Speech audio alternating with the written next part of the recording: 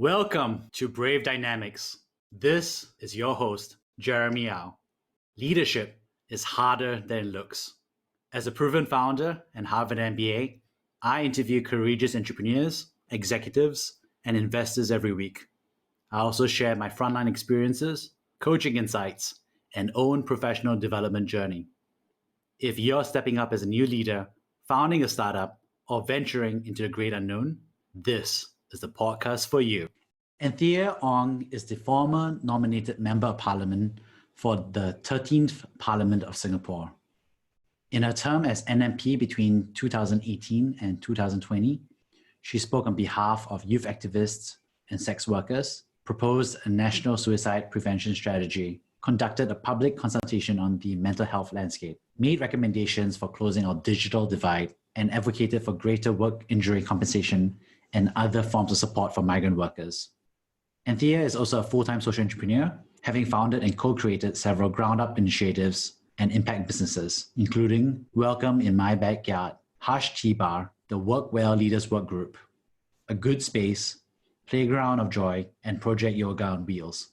She also served as the president of the Women's Initiative for Aging Successfully, WINGS, from 2010 to 2017, which helps women embrace aging with confidence. She was the founding board member of Daughters of Tomorrow, a registered charity that provides individualized coaching to vulnerable women. Prior to social entrepreneurship, Anthea held leadership roles with multinational organizations, including Pearson, New York Institute of Finance, the Terrapin Group, and United Overseas Bank, UOB, where she expanded and solidified market leadership positions. She founded the Singapore-based education and technology consultancy, Knowledge Director Group, which advised governments in developed Asian economies on education, transformation, and innovation strategies, in addition to being an inventor for an award-winning educational technology application. Most recently, she was the regional managing director with Omega Performance Incorporated, a strategy consulting group for banks and financial institutions based in Washington, D.C., where she double-hatted as the Asian lead of the Global Corporate Responsibility Board for its parent company, Informa. She is a published author for the anthology My Story, My Life by National Library Singapore, and author of 50 Shades of Love, a unique woodcover book memoir with life coaching questions and trees. Anthea graduated from the National University of Singapore with a bachelor's in business administration, finance, and marketing. She is also a professional certified coach with the International Coach Federation and has served over 50 clients from all around the world. She is also a certified yoga instructor and Reiki practitioner and an avid traveler to off-beaten tracks like Antarctica, Mount Everest Base Camp, and Siberia. Anthea, it's so good to see you. Good to see you. Thanks for having me, Jeremy. Yeah, it's so funny how the years have flown by since we were doing our radio interview together, and both of us trying to figure out how it works and what to say. I know, right? Wow. Yeah, we are in each other's room and communicating and connecting through Zoom. I mean, how the world has really changed. Oh, so much. And it's interesting because I've known you through your career journey as someone who's in the social service world and as a leader in that world and a business leader as well. And then recently with your recent stint as a nominated Member of Parliament, now everyone's been talking about you. And it's so funny to hear the myth and the legend and Anthea, the person I know. Thank you for those kind words. That's very, very generous of you. Yeah, it's been quite a trajectory and one that's completely unexpected, to be really honest. I definitely did not expect that I would actually be in Parliament and be speaking up in the chamber. So yeah, real honor, actually. Yeah, definitely. For those who haven't had the pleasure of knowing you as I have, could you share a little bit more about your journey?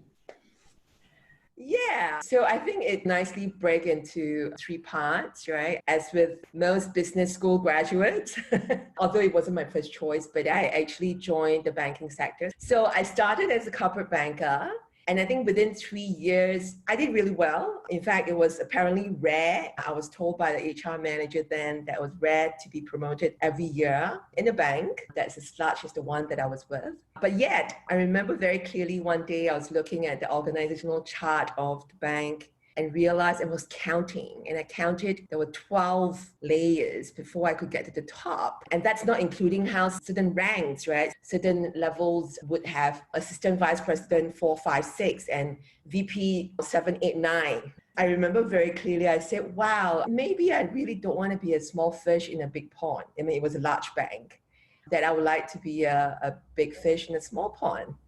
And so I left. I looked for a job. I looked out of the banking sector and really wanted to travel the world, but really wanted to see the business sector in a different way, right? And not within such a heavy, big, almost static structure of a bank.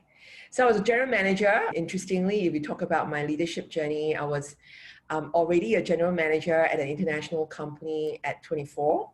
And that company is what is now known as Terrapin Group.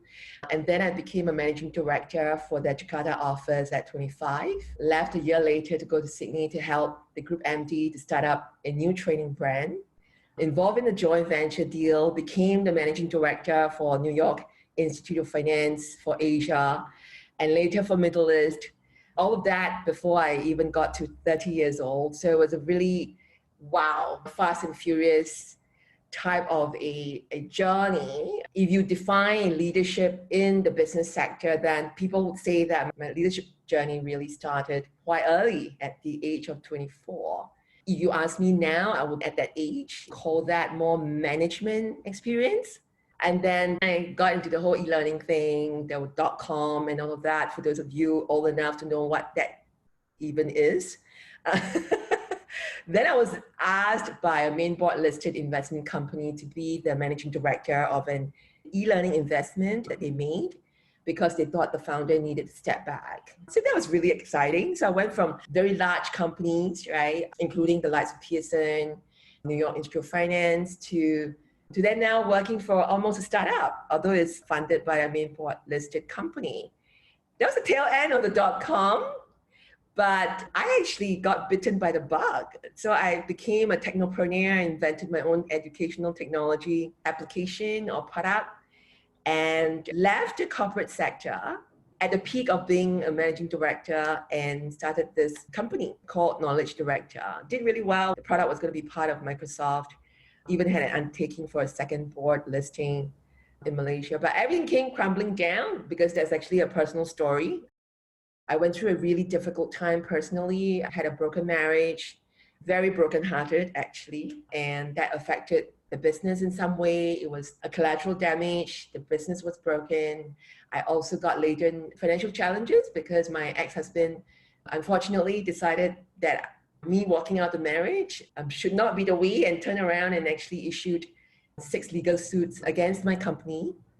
And so I was financially really challenged. In fact, at one time, I had only $16 in the bank, and that broke me, right? Coming from such a high place, such an illustrious journey up to that point, that's a very pivotal point in my life. I think up to that point, if we get back to the topic today about leadership, up to that point, my experience and how I show up as a leader was a very nice combination of equal part management and equal part as sort of a learner, right? Because I was young, I started really young to be a leader, to inspire and to drive very new, innovative type of business and products and teams. After that point of the collapse, yeah, it was a very fundamental shift.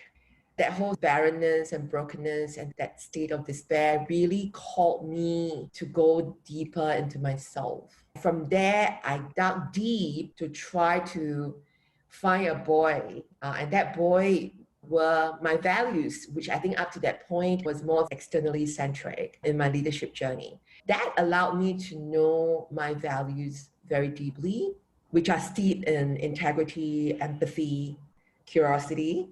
That explains a lot of why I always put up my hand in my corporate career for, a new office here and a new product there. I think humility came because obviously I was completely broken, right? Had such a meteoric rise, if you will, in my career that humility was almost forced upon me with that collapse. I went back to the corporate world to rebuild myself financially, obviously. And it's not to say that it was all easy. The strengths I had allowed me to look back and connect the dots of the person and the leader I have been. It did definitely get me to understand very deeply how easy it is for us as leaders to think that leadership is attached to our authority and our titles, even our character attributes. From that point on, I felt that leadership really is about leading from your values, from who you are, from your center, from your core. So yeah, I went back to the corporate world, became the regional managing director for an international company that focuses on strategic consulting and performance coaching for C-suite leaders at banks across the region. And then I left that. And that, I think, was when we met around that time, maybe a few years after. And I plunged myself full-time into social entrepreneurship and volunteerism and also coaching. I was very much called to coaching also.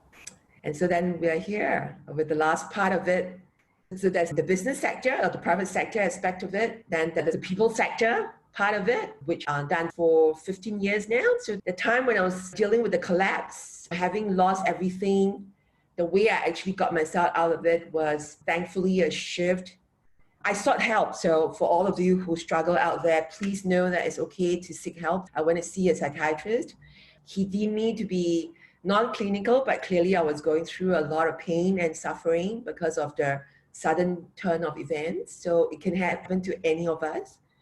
And part of how I think I got out of it really is that shift, which I'm very thankful for, but I still don't know how that shift happened, except that it probably was because of the practice of silence that shifted me from focusing on what I've lost and what I no longer had to what I still had and I still have today. And that shifted me, and that what I had then and what I still have now, values, family, my social support system, my inner resources, my networks, my experience, especially in the corporate sector.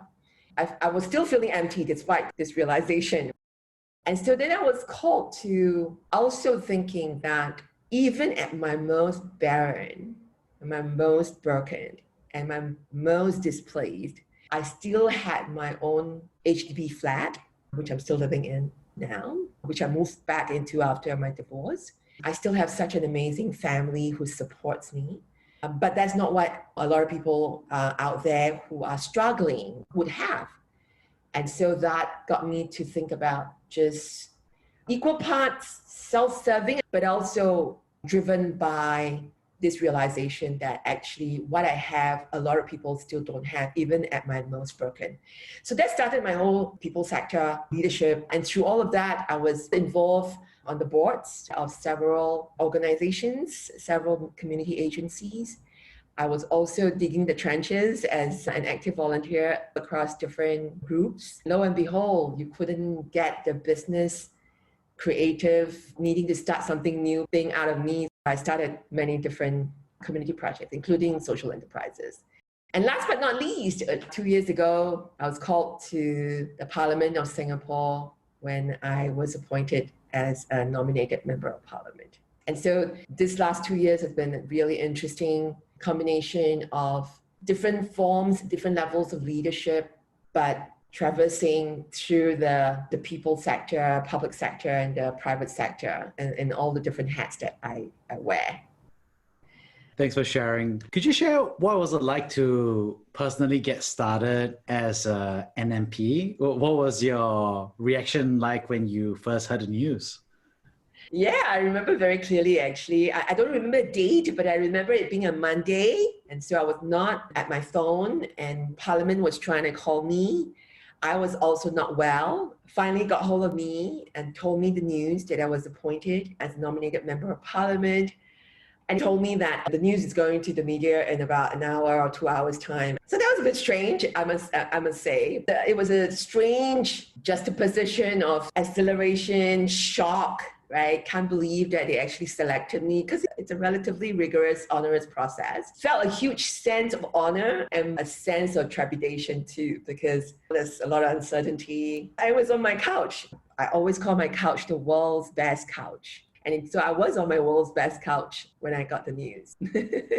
Why is leadership so important in the hallowed chamber of parliament? That's a really good question. In my role as a nominated member of parliament, I would define leadership probably a little differently to how we would typically think of leadership. It's not necessarily about you leading a team who are direct reports to you, but it certainly still encapsulates this social influence you have on others, as well as also supporting others to realize their potential and their dreams even, right? So I see the role of leadership as really important in the chamber because I am actually bringing and giving of myself, leading a cause that involves an entire community of people. I actually have a responsibility, but also very much a privilege to speak up for, and therefore to lead that cause in that chamber, in that form. And so I think leadership is important in that regard. The other part of why leadership is important, I think, in the work that we do in Parliament is the way we bring the systemic change and influence into how strategies, in this case, of course, policy strategies and changes, how this actually then affect the vision that we have for either a cause, a community, or in my case, for Singapore. And I think that's really similar to what we typically think of leadership, right? Because my definition of leadership is very often about how we rally, how we bring together a group of people. So it's not just my effort. My role in leadership is to also involve others. And then together we are working towards realizing a goal. In my case, I typically like to see it as improving a human condition. Even in the business sector, I think that still need to come in. And so in that way, on a much larger scale and very much, it is the highest hall of the land. At the same level, you're exercising a form of leadership as a collective in that parliament, in that chamber, to lead all the Singaporeans, including also our residents, towards a certain vision. That's a really fundamental definition of leadership, if you ask me, but a collective one, which I'm also part of. What hurdles did you personally face and how did you overcome them? Well, I'm 52 this year, so definitely there have been hurdles, and I just shared a big colossal collapse that I had 14 years ago with you. What I'm thinking of most is less of external hurdles. What I want to share more right now in response to your question is the hurdles that we actually impose on ourselves, the ones that come from within. That I would say have been a very major part of this discovery process I have taken on myself. And if I look back, I think in the early days of my journey in leadership, and because I joined the bank immediately, very male-dominated, that was also somewhat of a different time, a different Singapore still. I think there was most definitely self-doubt as a woman, even when I was promoted at such an early age. Even after I left bank, there was still doubt. I remember how I would think about, but this is not how leaders behave, because the only benchmarks you have around you as how a leader should be, they're all male leaders, at least during my time. Now it's so awesome because it's so different. But then it was like that. And I have to share this, right? This is a bit strange and funny. So I became one of the boys, I think, in a way, right? I clearly remember the shoulder pads and jackets. I remember the smoking. I was a smoker, and I was hanging out with the boys at the smoking corner and stuff. I drank like a fish. That now looking back, I don't drink at all now. I'm a teetotaler.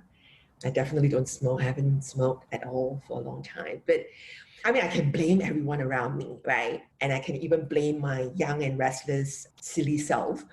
But I think if I really examine deeper, I think it was that. It was the need to feel like a good leader, a recognized leader. Them, given that predominantly all the leaders were men, which is so silly now I think about it. I love being a woman. I think it's awesome to be a woman. I think I've just gone the other way completely. You'll never see me wear a corporate suit, not even in Parliament, which is probably one of the most serious environments you can think of. And I remember a reporter asking me that, like, oh, do you think as a woman, there were times that you hit the glass ceiling?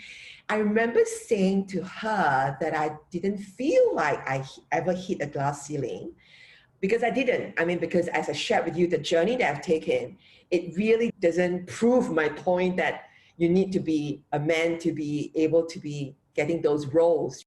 But that's why I'm talking more about myself. I think I was the one who probably had all this self-doubt and had my own assessment based on the social narrative and the people around me.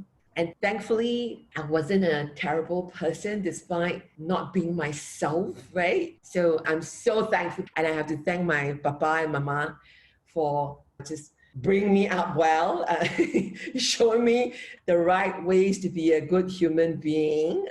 But I definitely was holding a lot of masculine traits because of that. And that, yeah, that may have gotten me really successful. Maybe why? Who knows? If we want to examine that. And so that would be a major hurdle.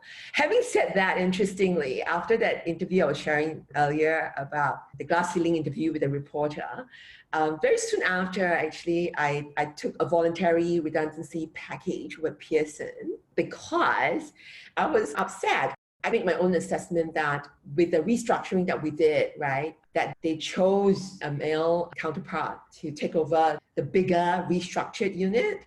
And I didn't even have that opportunity to have an interview for that role. I must say to you that was when it was very clear that I had to say something. So I did. I actually called the group CEO and said, what's the deal? So maybe I did hit some glass ceiling straight after saying it. So maybe I jinxed it because it came after the interview, actually. You just made me recall the incident. That's so strange. This is like almost, how many years ago now? Wow, coming to 20 years now. Thanks for that, Jeremy. Thanks for bringing that up. We just have to get better with this. More women leaders, please, in all sectors. Definitely. What support or resources would you recommend for others considering a journey similar to yours? Maybe to learn how to wear multiple hats and be a Mad Hatter like me. My publisher, when I had my book published, the editor actually wrote a little bio about me and called me a Mad Hatter, which I thought was pretty cool. I never thought of that. And well, okay, but seriously, what support or resources? I mean, of course, I just like everyone else, I've read books, I've attended courses and all of that. If I want to name one that have resonated particularly recently with me, would be Brené Brown's works, particularly in vulnerability and daring leadership and all of that, because every time I read her book, it's as if she's writing about me, right, with each of her books. And before that, obviously, there was all of the usual suspects of the De Bonos and the Coveys and the like. But I think as much as books are important, I would not say they're a big part of my journey. I would say that observation was a big part of it. So observe rather than simply follow your leaders would have been part of how I've actually journeyed through these years. I really think that in observing and asking and seeking mentorship where you feel that a leader embodies the values and the leadership traits that you would like to aspire towards, then really step forward, right? And actually ask for their mentorship or at least have conversations with them to find out a lot more of what make them who they are and how they do it, right? And what they do. And always listen, I think for me, and listen rather than being quick to respond to really helps to have a more enriching leadership journey as well. I think it's really important if you think about my journey, that's been such a big part of transforming myself so that I can transform the team, the cause, the organization that I'm asked to lead or I'm given the privilege to lead. And I really cannot emphasize this enough. The position of leadership is a privilege. It's not an entitlement. It's a privilege. And with privilege comes also responsibility. Very close to Spider-Man's famous words. Because of that, we have a responsibility to be the best human we can be. because of this responsibility and this privileged position that we have. And so in my journey, it's been so much of looking at the work I need to do on myself. And I was helped by the catastrophe that I shared earlier to really uncover in that unraveling what I need to do to be a better human and a better version of myself. I think that then translates to the leadership that I will be able to bring forth for those who entrust in me, their dreams, their visions as well. That's for me what true leadership is, to really keep working on yourself, knowing that you must lead as yourself and not someone else. I used to joke, and Stephen Covey and the likes of the leadership gurus won't like me. But obviously, it's important to say, okay, the model of good leadership is this 7 habits or this framework and all of that. Those are very important knowledge to acquire. Definitely, these are experiences of amazing folks who have put them together. But I think it's not enough to just take that in intellectually, but to actually synthesize all of this amazing knowledge and stuff out there into what is actually going to sit with you. Once you bring all of this together, what is your special blend, right? Like I found the Anthea blend, and the Anthea blend would be a tapestry of the different things I've learned over the years. I won't be able to point it to a particular leadership guru or leadership model that I follow. And I think that's been, for me, the most comforting as well, because how are you going to fail if you're just being you, right? There's no benchmark. Like they can't say, hey, if you are going to be following Covey's model, then you're not doing this, right? But if I'm actually able to synthesize all of this and internalize it and come up with my own plan, then it's you improving and assessing against yourself, right? To be better. And I find that to be extremely liberating, freeing, and very comforting. But I also think there's a lot of merit in also getting support in the form of whether it's coaching or mentorship, as I mentioned earlier, to help you have this facilitated, guided space to discover more of yourself. I started on this journey of truly going deeper to understand what I bring forth in the leadership roles that I play because of the major collapse I had. And that was a lot of pain, a lot of struggling. And I do not wish that on anyone, which is also why I was called to coaching. And so I think there is merit in coaching to bring about reframes and new possibilities of what we can't normally see ourselves because we obviously have blind spots. And so there's a lot of merit in that. I still do selective coaching engagements, given the multiple hats I wear. I don't do it full time, but it still is such a joy, a deep, deep joy to be able to support someone to go through that journey. And most, if not all, of my clients are leaders in their different domains and spheres. It's such a joy to see that transformation. And then to hear from them the transformation of themselves translating in the way they have transformed the people around them, that then lead to the transformation of the larger collective, whether it be a business or whether it be a community organization or even part of the public service. What are some common myths or misconceptions about being in Parliament? That's a good question. Misconception. I think if I just base it on my own preconceived ideas about Parliament, I had thought that there was a lot of free-flowing debate that would happen, that would be on the fly. Obviously, there are moments where it's scripted because you're reading a bill, like the minister reads a bill and all of that. But there's not more of that, right? I mean, there's some of that. There is some of the free flow when we ask questions, and then after that, we would actually follow up with a question. And that's when a lot of the free flow debate and the conversations will happen. But by and large, a lot of it are scripted and prepared. And I understand why. There's a need to keep to the time limit, which very strictly adhered to. for good reason. Otherwise, we'll just be there because we'll just keep talking. So that's one. The other is, it seems so solemn. And yeah, during the proceeding, there is a certain somberness to it, right? It's a 200-year-old system that we have, the Westminster system. But there's also not, right? In the sense that there are moments where we actually just make some personal comments and all of that. So that's one. But also what you don't see is how during the tea breaks and when we are chatting with each other, whether it's in the chamber or outside, yeah, it's actually pretty chill. There's quite a bit of a social element. That's probably not what people think that actually happens. And the other misconception, I would say most people think that there's a certain way to dress in Parliament. And I think there's no actual rule per se. I mean, of course, that's the usual thing that you would just not come in flip-flops and singlets and all of that. But if you look at it, you would think we have to abide to a certain code of dressing, but there isn't really that. I mean, other than the speaker, sometimes he has to wear the robe. That's why you see sometimes our Prime Minister wearing his windbreaker, and that's the likes of me who are just wearing my sleeveless dress to the chamber. So I think those are the three that just come up to me. Amazing. What are you most proud of for advocating in retrospect?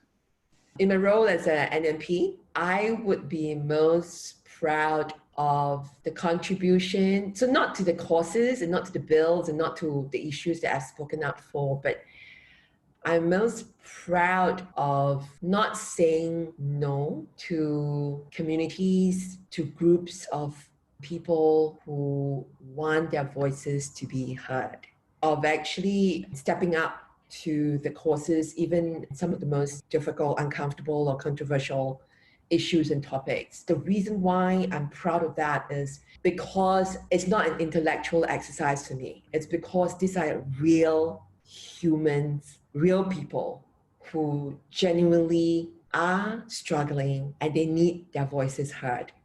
And so, yeah, I think that would be what I'm most proud of. But good question. I never actually even really thought of that. So that was good reflection. I mean, then, of course, they're the most easy to define things, right? Like certain bills I speak up on and certain new ways of thinking and some of the issues that I raise. But those are really for myself, right? I feel proud of myself and the team that worked on that. But I think this is real. This is deep. This is real talk. Of not saying no, because some you just thought, okay, I need to just be strong, stand in courage, and to speak up for that. You've spoken about courage, about speaking up on all topics for all communities. Can you share with us what's it like to be sitting down and then standing up and then going up to share? What's going through your mind? What are you feeling before you speak your prepared speech and your comments? It has evolved, and I think this is the great thing with courage. I'm very sure courage is a muscle that you can train and it gets stronger. And so I remember very clearly, Jeremy, my maiden speech, which was on the Employment Act, which was perfect because I'm such an advocate for mental health. So that gives me an opportunity to bring up mental health in the workplace environment, right? In fact, to push for changes to the Workplace Health and Safety Act to include psychosocial health and safety. But I was very, very called to starting that maiden speech with inviting the entire chamber to do a breathing exercise. And actually, that moment could not have been planned better because I had essentially the Prime Minister and the two Deputy Prime Minister then, now they're senior Prime Ministers, some of the most important people in the cabinet. It was amazing, but I was so much of a ball of nerves. Before that, I'm like, oh my God, I wonder what rules am I flouting? Am I supposed to do this? Because it's clear that you should just stand up and read your speech and then get done with it and then step down, right? Go back to your seat. And here I am doing this. But I was so called to it. I can't explain why. There's just some force. Until the very last minute, I was still like holding my hands and thinking, should I do this? I did it anyway. I did it. And it was very well received. It was so special to hear this chamber for at least, I think, 30 seconds to be of breathing sounds and no one talking, given that it is a parliament, it's supposed to be just filled with sounds and people talking. And so that was very special for me, but I was a ball of nerves. And then it just became easier. But the next one I remember very clearly was POFMA, which was, of course, the Protection Against Online Falsehood Bill. Not so much nerves, because this one, I was a lot more confident and comfortable. I was writing the speech still up to the very last minute, because it was just so many things were going on in that very marathon debate, if those of you remember. And so I was actually trying to include as many points that were mentioned, argue against that, and to make a case for, and all of that. And so it was up to the last minute, I was still changing my speech. But when I stood up, that was quite different. That was a whole different sensation of saying, this is it, right? What I'm sharing is going against the majority of what's just been shared. And so it's a different nerves to the one that I shared about my maiden speech, doing the breathing. This one was really at the crux of it, right? I'm actually going against the tide and the flow at the crux of it. That one was doing something a little bit unusual. And the questions I ask, many are not, scripted, especially if I raise my hand and it's actually someone else's speech or it's someone else's question, but we have an opportunity to ask supplementary questions. Those are not prepared. I will go through in my head how I'm actually going to form the question. Again, there's a time limit even in asking questions, so you want to sort of compact that. And very often I'm struggling with, okay, this is going to be a question that, again, is going to hit at the core, right? You want to make sure it's clear. You want to make sure that it's asked in a way that will be given a response. And then at the same time, you're thinking, okay, how is this going to be received? Is this going to be antagonistic? Is this going to be actually creating more space for discussion? All of this going on. And it is courage. I will quote Brene Brown here. Brene Brown's definition of integrity, which resonates a lot with me, is that integrity is choosing courage over comfort. And I would add choosing courage over comfort, convenience as well. If I want to stay and stand in integrity to the person that I have been striving to be and I continue to want to be, then I have to choose courage, because that's the only thing I can stay in integrity. That's me. That's how it has been in the chamber. There's been a growing wave of apathy and disillusionment among societies across the world. And I myself have heard of that amongst my peers as well. What is the role of the leader in the midst of all this sensation and perception? I think a leader is really someone who, first of all, can see how things can be improved and rallies people to move towards that better vision. I would say that as leaders, we are fascinated by the future. And I think that fascination must not be lost, because if we lose that, then we are not able to rally our people towards a better vision. We must be restless for change. So we must see challenges as opportunities to push us, to bring about change that would actually get us towards that future. And that future is certainly volatile, but we must continue to be fascinated by that, to be restless for change, and to be deeply dissatisfied with the status quo. That must come about, and leaders can play that role in this really challenging times where there's a general sense of a bit of despair, but a sense of disenfranchisement as well. Because we must be able to see, and we can see a better future. That's why we are asked to lead, right? We can see a better future for those whom we lead, and as well as for the cause, including organizations that we are here to advance. And I think, and in doing so, make a difference to improve the society at large. So I think we must see leadership as a way of staying fascinated with the future and to be restless for change and to disrupt the status quo. Last question. I think there's a new generation of people who are going to be advocating and debating the future for Singapore. And we know there are going to be so many other future generations of leaders who are going to take on that mental responsibility. And even now, people are thinking about what to do and how to grow. What advice would you give to those who are thinking about a future in politics and representing Singapore? Go for it. Definitely go for it. I never used to think like that, so I'm being a bit hypocritical here. So I'm going to raise my hand for that. I just want to be honest. Never in my life up till 2 years ago did I ever think I would actually be in politics. Never. I mean, if you ask me what I wanted to be growing up and all of that, never. I didn't come even close. Right? I was so far out in the periphery. But now that I had the privilege of having been on the ground, right, for about 14, 15 years in the people sector, on the ground working with the communities, particularly the marginalized communities, I call it the 3Ms, right? Mental health, marginalized communities, and also migrant workers. So these 3Ms are my thing.